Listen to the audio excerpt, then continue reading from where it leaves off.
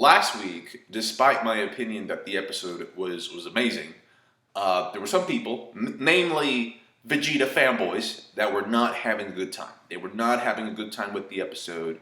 You know, they appreciated some aspects of it, but they really had a problem with it, and understandably so. You know, if you have a favorite character in a show, if you have a character that you really like, odds are you're not going to root or want him to be fodderized or look like a scrub the way that Vegeta did in last week's episode. So it was kind of like a mixed bag of comments that I got, where people were saying this episode was epic, and then people were saying like, why the fuck did they make Vegeta look like a scrub? I think this episode kind of makes up for that. I think it's kind of like the anime studio heard the Vegeta fanboys in this. I really do. Because not only do Goku and Trunks need to be pulled out of the fight, but Vegeta uses what energy he has left to stop a fatal blow from landing on these two. So that was really cool. The fact that he basically saved their lives. And I think part of the frustration that Vegeta fans had last week was the fact that they thought this was the final scenario between Goku and Black, right? Or Goku and Zamasu. So they thought, oh man, like this is the final fight of the arc or whatever, and look at what happened to Vegeta. No, they're leaving and they're coming back. So Vegeta still has a lot of opportunities to do something cool later on. And speaking of cool things, right? How cool was that moment when Trunks uses Final Flash on Zamasu? Because that's Vegeta's presence in the fight. I mean, it didn't do shit, granted, right? It didn't do shit. But it looked epic as hell. And it was like, yeah, you know, because now Future Trunks has a signature move from his pops that he can use. So that I thought that was really cool. This episode as a whole was beastly, by the way. If you couldn't tell already, it was beastly. It was mainly action, just a bunch of action sequences. Well choreographed action, not just some bullshit. Oh my gosh, when they start duking it out, first of all, Goku goes against Zamasu, right? Zamasu blocks it with the blade. So they kind of seem like they're on par in the beginning. And what I mean by that is that in the beginning, nobody's really able to land a significant blow on each other. So it's very chill in the beginning, you know, give and take, Zamasu and Goku. Then Zamasu pulls in a tag team on Goku's ass without Goku knowing it, because Black comes in from the sky. Goku's like, where did this come from, right? He dodges it, and he dodges the blade, but just the impact that the blade has, that Black Goku's blade has on the ground, manages to crack a building in the background, yo. That was crazy. The action was absolutely on point in this week's episode, man. Specifically, the teamwork, the tag teaming between Zamasu and Black was amazing. Like, you would think like these people can like read each other's minds. Maybe they can. But there's this one part, I remember like this one scene where you see Black coming in, getting closer to the screen as if he's about to attack Goku. And just when you think he's about to attack, boom, he pulls back and then Zamasu comes in. These guys are 100% team players when it comes down to business. And just when you think it's going to be a 2 versus 1, Trunks steps in with his sword to block Black's blade. So he can block Black's blade, his key blade, with his sword. And then they start going at it. And it's like your eyes move all over the screen because there's so much action, so much movement, so much dynamics in the animation that it's great to behold, but at the same time it's like, okay, wait, hold on, what the hell's going on here? I need to concentrate. There's this one moment in specific where Zamasu and Black throw a blast at Goku and Trunks, who are back to back. So again, I do think that these two have the ability of knowing exactly what the other person is going to do before they do it, so that they can coordinate their attacks. And then they jump into the air, and I think this is the work of a guy called, I may be mistaken, but I've seen his work in One Piece. The guy is called Naotoshi Shida.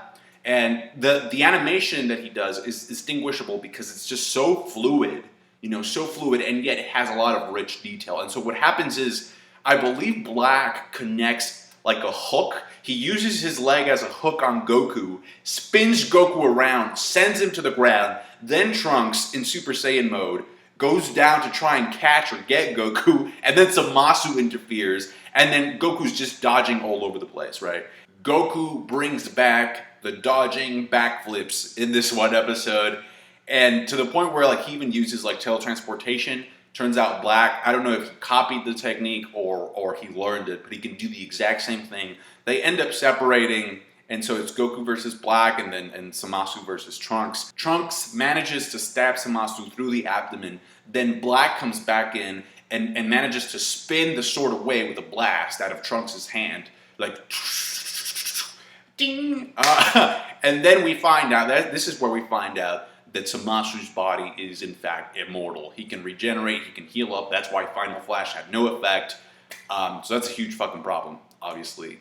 And I'm pretty sure that we're gonna find out. I don't know if this is like his God-given body that he has, or if he needed to ask for this body, collecting from the Super Dragon Balls. Which, as we find out, present-day Zamasu is very interested in the Super Dragon Balls, and I'm pretty sure he's gonna ask Super Shenron for a way to bring about peace in his own way. Now, there's a quote in this episode. I think it's probably the best quote in the entire episode, where Trunks tells Zamasu, "Don't judge and insult humans or mortals based solely or merely on your own selfish perspective." Because everybody has their own definition of what's right and what's wrong, and you can say this is bad and I want to stop this violence, but in so doing so, you may probably end up creating even more violence. So you don't know. Even the gods are limited, as Gowasu said at one point. Shout out to Gowasu, by the way, for giving YouTube a shout out. They call it GodTube over there.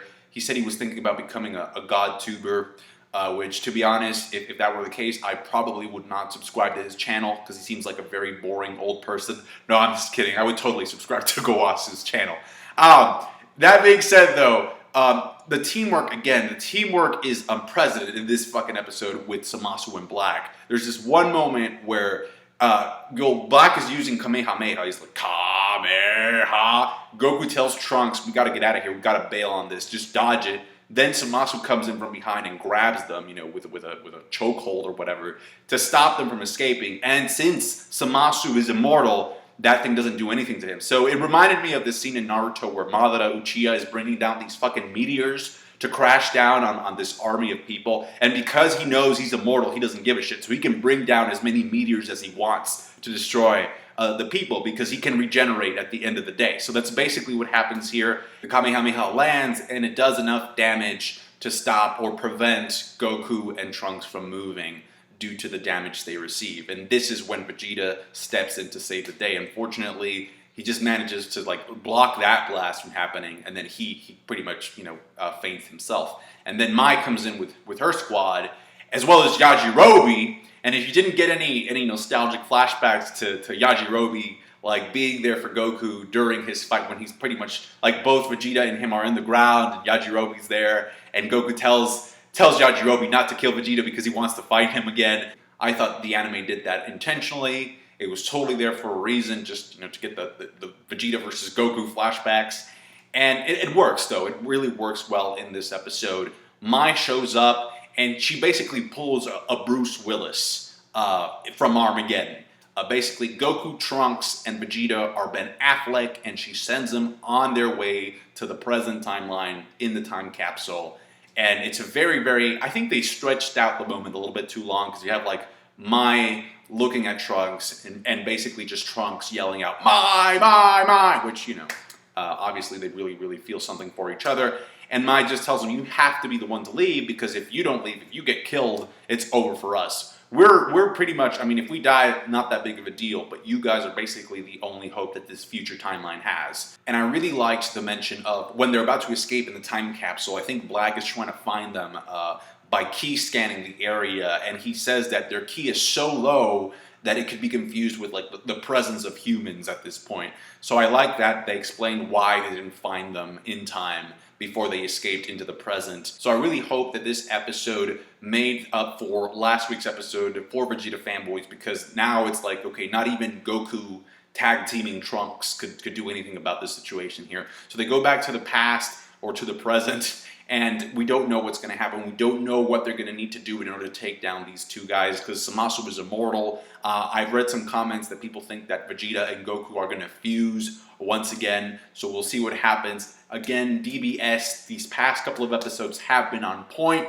Can't recommend them enough. They're great episodes, and I hope that you enjoy them as much as I have, and hopefully the quality stays in the same sort of wavelength or the same height Thank you so much for watching. Like the video if you did. I appreciate that. Subscribe to my channel if you haven't already. Comment down below with your thoughts and theories. Thanks, guys. Bye.